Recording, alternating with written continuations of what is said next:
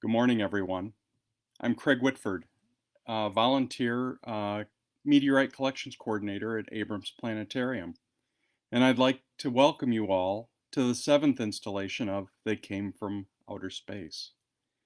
Today's segment features a discussion of carbon-rich meteorites, which are another variety along the family tree of meteorites. In each one of these sessions, we've discovered a lot about the different types of meteorites, the common types, the rare types, those from the Moon, Mars, and Vesta going through.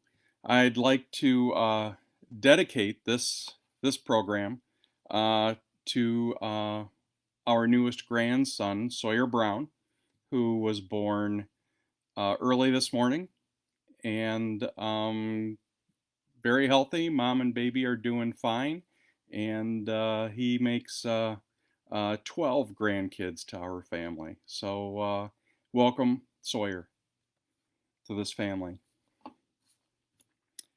If you happen to be following the activity of the OSIRIS-REx mission, the goal is to collect a sample from an asteroid and bring it back to Earth. And I'd like to share with you a little bit of NASA's latest update on this that was issued in April. They're one step closer to a touchdown on the surface of Bennu. After the successful completion of its checkpoint rehearsal, NASA's first asteroid sampling spacecraft is one step closer to touching down on asteroid Bennu. NASA's OSIRIS-REx spacecraft performed the first practice run of its sample collection sequence, reaching an approximate altitude of 246 feet or 75 meters over the Nightingale site before executing a back-away burn from the asteroid. Nightingale, OSIRIS-REx's primary sample collection site, is located within a crater in Bennu's northern atmosphere. The 4-hour checkpoint rehearsal took the spacecraft through the first two of the sampling sequences of 4 maneuvers, the orbit departure burn and the checkpoint burn. Checkpoint is so named because it is the location where the spacecraft checks its position and velocity before adjusting its trajectory down toward the location of the event's third maneuver. During the rehearsal, the spacecraft successfully deployed its sampling arm, the touch-and-go sample acquisition mechanism, or TAGSAM, from its folded parked position out to the sample collection configuration. Additionally, some of the spacecraft's instruments collected science and navigation instrument images and made spectrometry observations of the sample site, as will occur during the sample collection event. The first rehearsal provided the mission team with practice navigating the spacecraft through both the orbit departure and checkpoint maneuvers, and with an opportunity to verify that the spacecraft's imaging, navigation, and ranging systems operated as expected during the first part of the descent sequence. Checkpoint rehearsal also gave the team confirmation that OSIRIS-REx's Natural Feature Tracking, or NFT, guidance system accurately estimated the spacecraft's position and speed relative to Bennu as it descended towards the surface. This rehearsal let us verify flight system performance during the descent, particularly the autonomous update and execution of the checkpoint burn, said Rich Burns, OSIRIS-REx project manager at NASA's Goddard Space Flight Center in Greenbelt, Maryland. Executing this monumental milestone during this time of national crisis is a testament to the professionalism and the focus of our team. It speaks volumes about their can-do attitude and hopefully will serve as a bit of good news in these challenging times. The spacecraft will travel all the way to the asteroid's surface during its first sample collection attempt, scheduled for August 25th. During this event, OSIRIS-REx's sampling mechanism will touch Bennu's surface for approximately 5 seconds, fire a charge of pressurized nitrogen to disturb the surface, and collect a sample before the spacecraft returns, before it backs away. The spacecraft is scheduled to return the sample to Earth on September 24th, 2023. So we've got a few years to wait before the sample returns to Earth, but truly a milestone in research of asteroids and what they contain. And you can learn much more about OSIRIS-REx's mission by visiting NASA's website. And I think a little discussion about asteroid Bennu is in order, because it is considered a carbonaceous asteroid, which is the subject of the talk today, in the Apollo group of asteroids that was discovered by the Linear Project on the 11th of September 1999. Bennu is a potentially hazardous object that is listed on the Century Risk Table, and it is named after Bennu, the ancient Egyptian mythological bird associated with the sun, creation, and rebirth. Carbonaceous chondrites are unique, and you'll hear about that, and that's part of the rebirth of it. Bennu has a mean diameter of 490 meters, so about 1,610 feet. Not quite a third of a mile, and has been observed extensively at the Arecibo Observatory Planetary Radar and the Goldstone Deep Space Network. On the 3rd of December 2018, the OSIRIS-REx spacecraft arrived at Bennu after a 2-year journey. Before attempting to obtain a sample from the asteroid, it'll map Bennu's surface in detail and orbit the asteroid to calculate its mass. Bennu has a B-type classification, which is a subcategory of carbonaceous asteroids. Before OSIRIS-REx, spectroscopy indicated a correspondence with the Ci and or the Cm carbonaceous chondrite meteorites. The preliminary surveys of the asteroid surface by OSIRIS-REx then confirmed this meteorite-asteroid linkage. So we know what type of asteroids the carbonaceous chondrite meteorites originate from.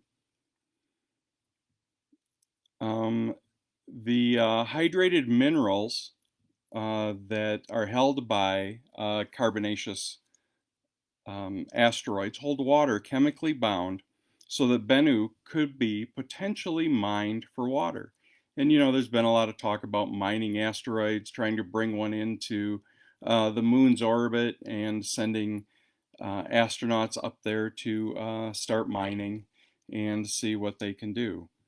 So the other thing you need to know about Bennu is it's an active asteroid. It sporadically emits plumes of dust and rock as large as 10 centimeters, so about 4 inches. Scientists hypothesize the releases may be caused by thermal fracturing, volatile release through dehydration of phyllosilicates and or meteoroid impacts. Impacts are still going on. If you remember through our talks, as the impacts take place, and this is a meteorite called Northwest Africa 11905. This is a full slice of it. And as you can see, the different colorations that are in here, well, each of those are from their own parent body. And so as those bodies split up, they reformed into an asteroid that contains different types of material within it. And that's why you can see all the different colorations and everything. The blackness that you see here, that could be carbonaceous as part of it even. And the same is true of carbonaceous meteorites. Sometimes they contain other pieces, which you'll see today. The carbonaceous material that composes Bennu originally came from the breakup of a much larger parent body. as have the asteroids, a planetoid or a protoplanet. But like nearly all matter in the solar system, the origins of its minerals and atoms are to be found in dying stars, such as red giants and supernovae. According to the accretion theory, this material came together about 4.5 billion years ago during the formation of the solar system. Bennu's basic mineralogy and chemical nature would have been established during the first 10 million years of our solar system's formation, where the carbonaceous material underwent some geologic heating and chemical transformation inside a much larger planetesimal or protoplanet, capable of producing the requisite pressure, heat, and hydration, if need be, into more complex minerals. Bennu probably began in the inner asteroid belt as a fragment from a larger body with a diameter of 100 kilometers, or 62 miles roughly. Carbonaceous chondrites, or also known as sea chondrites, are a class of chondritic meteorites comprising at least 8 known groups and many ungrouped meteorites. So the sea chondrites have their own family tree, with at least 8 known groups and then several that are ungrouped, so they haven't been specifically placed into a particular family. They include truly some of the most primitive known meteorites. The sea chondrites represent only a small portion of meteorite falls, about 4.6% roughly. And that is based on the database of classified meteorites. Some of the famous carbonaceous chondrites are Allende, Mexico, Murchison out of Australia, Tagish Lake out of Canada, Sutter's Mill, the site of Sutter's find in 1848 of gold, yielded a carbonaceous chondrite not too long ago. And so they've actually been seen to fall among all of the finds that there have been. Carbonaceous chondrites are grouped according to distinctive compositions, thought to reflect the type of parent body from which they originated. So just imagine out there in space, you've got all these asteroids, and each one has their own signature, just like a family member is different. These sea chondrite groups are now each named with a standard 2-letter designation. First would be C for carbonaceous.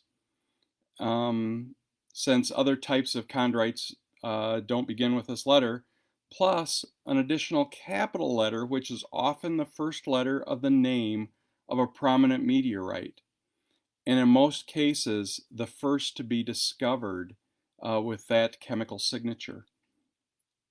Such meteorites are often named for the place where they fell, which we've discussed in the past, thus giving us no clue to the physical nature of the group. Group CH, which is the first one we'll talk about today, and there it is. Group CH, where H is for high metal, and is so far the only exception.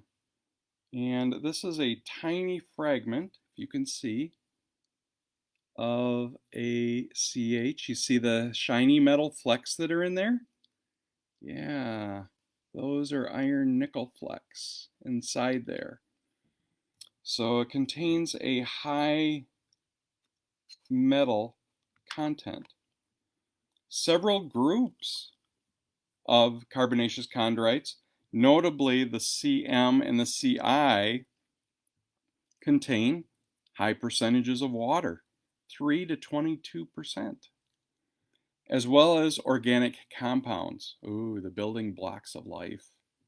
They are composed mainly of silicates, oxides, and sulfides, with the minerals olivine, which we've seen in the pallasites, those beautiful space gems, and serpentine being characteristic. The presence of volatile organic chemicals in water indicates that they have not undergone significant heating. Heating would be greater than 200 degrees Celsius since they were formed, and their compositions are considered to be close to that of the solar nebula from which the solar system condensed. Some of the earliest materials are the carbonaceous chondrites. Other groups of sea chondrites, there are CO, CV, and CK, are poor, relatively poor in volatile compounds, and some of these have experienced significant heating on their parent asteroids. So the difference in heating changes things. The CI group, which I happen to have a tiny little specimen right there, Ivuna, right there from Tanzania. This is actually the namesake for the I, the CI, so carbonaceous I. Have chemical compounds that are close to that measured in the solar photosphere. Aside from the gaseous elements and elements such as lithium, which are underrepresented in the sun's photosphere, by comparison to their abundance in the CI chondrites. In this sense, they are chemically the most primitive known meteorites. Very primitive. They typically contain a high portion of water, up to 22%, and organic matter in the form of amino acids. Alteration has taken place, and that it is thought that they've been heated above 50 degrees Celsius, so that's 122 degrees Fahrenheit, indicating that they condensed in the cooler outer portion of the solar nebulae. 6 of the CI chondrites have been observed to fall. Several others have been found by Japanese field parties in Antarctica. They're extremely fragile, and it causes them to be susceptible to terrestrial weathering. So in other words, they don't last long after they fall to Earth, simply because of that. They just break down. The CM group, which is another rare carbonaceous chondrite, takes its name from Megi in the Ukraine. And you could see I have a little pill capsule there that has just tiny fragments in it.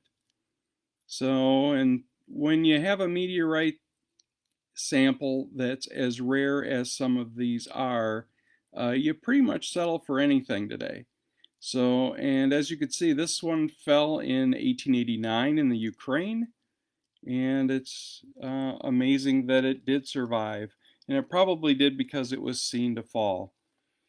But other CM carbonaceous chondrites are an example of, and this one's a little hard to see, and it's fragile too.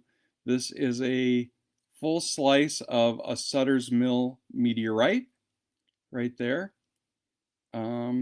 Discovered in California back in 2012, and boy, was science excited when that one occurred. They organized parties to go out and look for the meteorites. The meteorites were all picked up in aluminum foil so that they weren't touched, so that they could be preserved for science.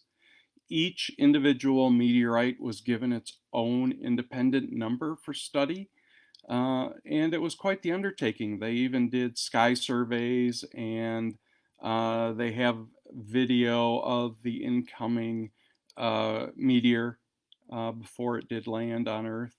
And so it was a boon for science at that time. And it's still under investigation. Many of these will go on for decades under investigation. Perhaps, aside from Sutter's Mill and the namesake, one of the most famous, and I'll pick it up here, is the Murchison Meteorite from Australia. And this one fell in September of 1969. So just after Neil Armstrong and Buzz Aldrin returned from the moon with Mike Collins, this one occurred right there. And Murchison has over 70 extraterrestrial amino acids and other compounds, including carboxylic acids, carboxy sulfonic and phosphonic acids, and much more within it. So alcohols, amines, amides, you name it. This is undoubtedly one of the most studied, one of the most important meteorites, and it is hard to come by from that standpoint, but unique in itself. And in that same year fell another carbonaceous chondrite, and that was the Allende in Mexico. And so, what a boon for 1969 in meteorite studies. Again, we talked about the CH group. High metal contains as much as 40% of metal.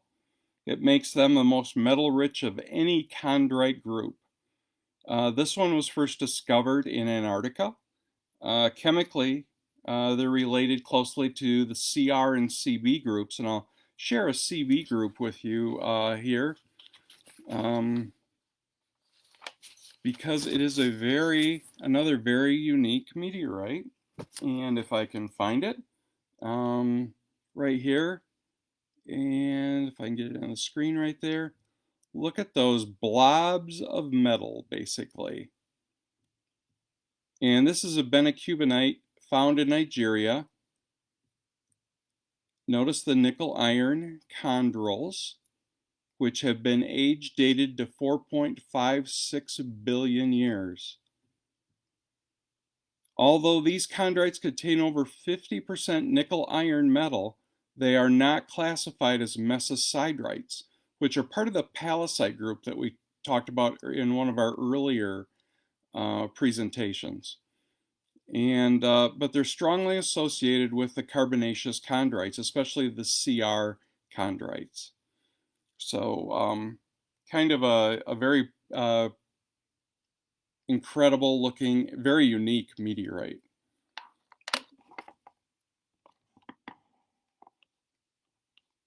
Another one, just going down the alphabet here, this is a CK group, and this one's from Australia, right there. And there's the CO group, there's the C group going through. One of the CR groups meteorites, which I have right here, is Northwest Africa, so NWA 801. And if you could see it there, and you see a little blob of metal right there in the corner in that. Well, along with Murchison, sugar's been detected in these. And other important building blocks of life have been found in meteorites previously, including amino acids that we talked about with Murchison. But sugars have been a missing piece among the major building blocks of life.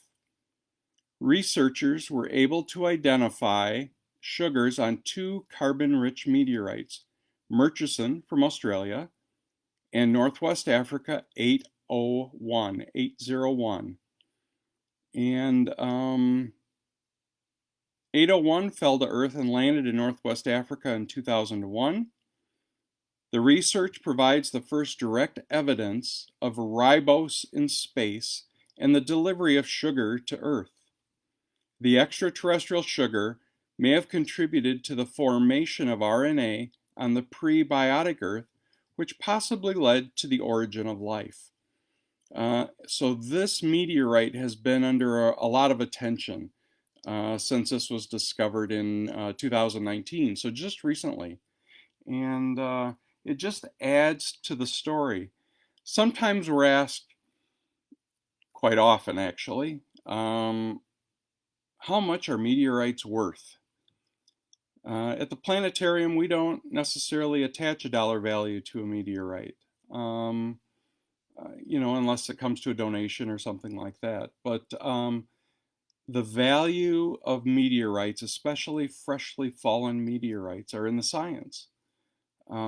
If we don't touch them when we pick them up, we put them in aluminum foil, we wrap them tightly, we send them off for classification, and perhaps it'll provide science with just one more detail as to the beginnings of our solar system.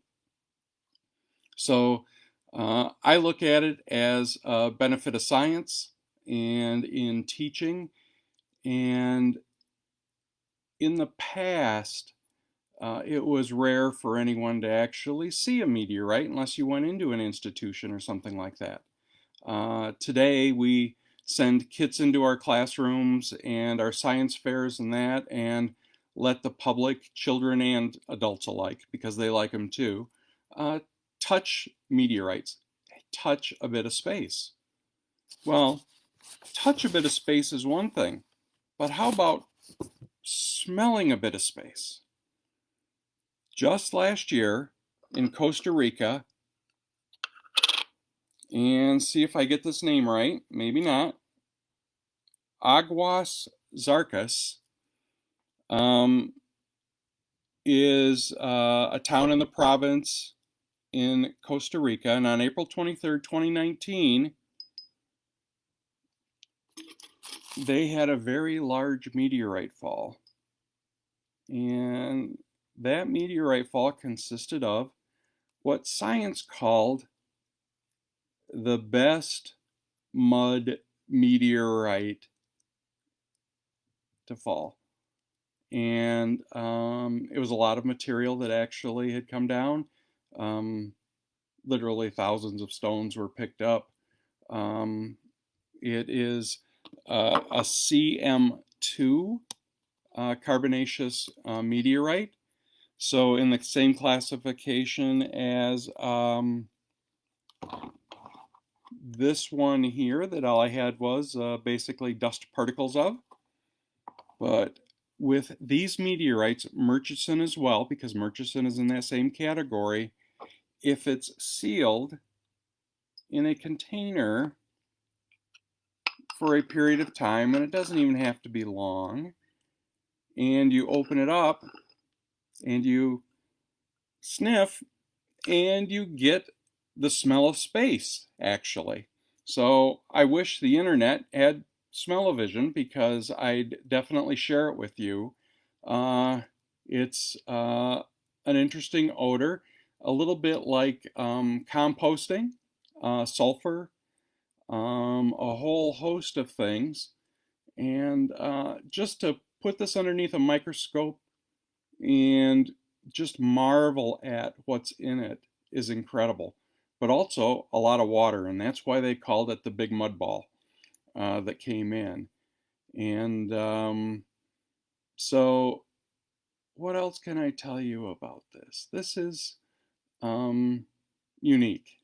When you get to do something like that and smell it. And that's why in a lot of the institutions that have meteorites, they keep meteorites like this closed up in a glass jar so that it keeps that odor fresh and ready for you from that standpoint. But so just recent, 2019, fell to Earth, and there you have it.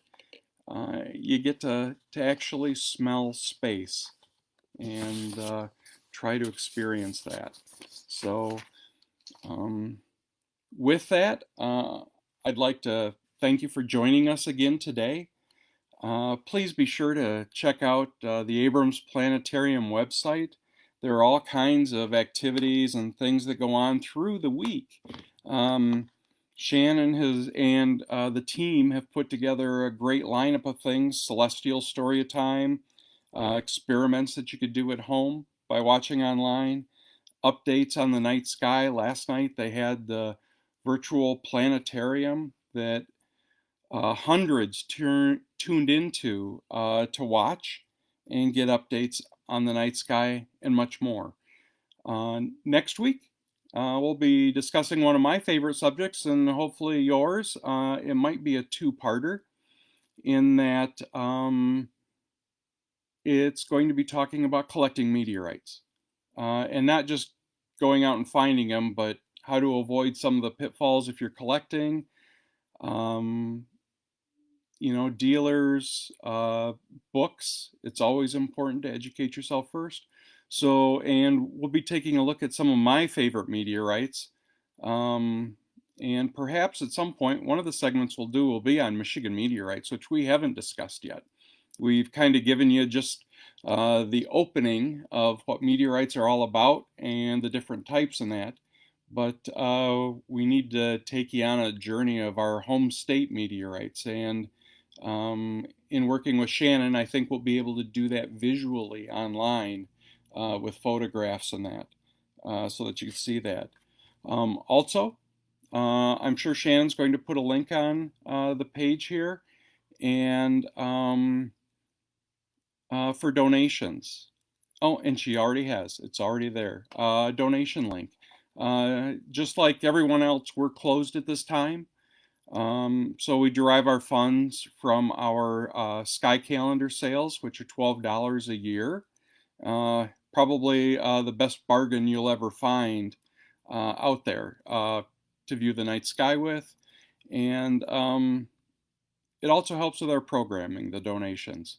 And so if you feel moved, I'd ask you to help us with that and do that. And I'm just kind of scrolling down just to see if there are any questions. And I don't see too many, but I really appreciate you joining in, and I'll look forward to seeing you next Wednesday. Keep your eye on the sky. Who knows what may fall. Take care.